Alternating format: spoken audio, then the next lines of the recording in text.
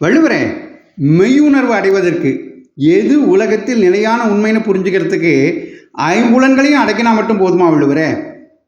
இல்லையப்பனே, புலனடக்கம் என்கிறான். ஐம்புலன்களையும் நெறிப்படுத்தி நேரிய வழியில் செல்ல வைப்பது மெய்யுணர்வு பெற உதவும் சாதனம்.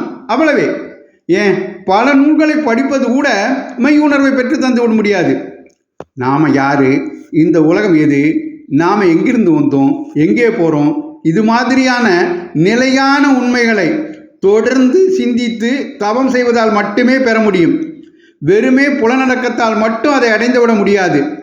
மெய்யுணர்வை அடையாத வரை புலனடக்கத்தால் பயனில்லை. அதைத்தான் ஐயுணர்வு எய்திய கண்ணும் பயமின்றே மெய்யுணர்வு இல்லாதவர்க்குன மெய்யுணர்தல் அதிகாரத்தில் 354வது குறளாக எழுதி வச்சேன். அழகாக தெளிவுபடுத்திட்டீங்க வள்ளுவரே.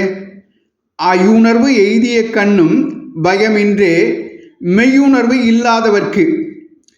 மெய்யுணர்வு பெற புலனடக்கம் ஒரு சாதனமே.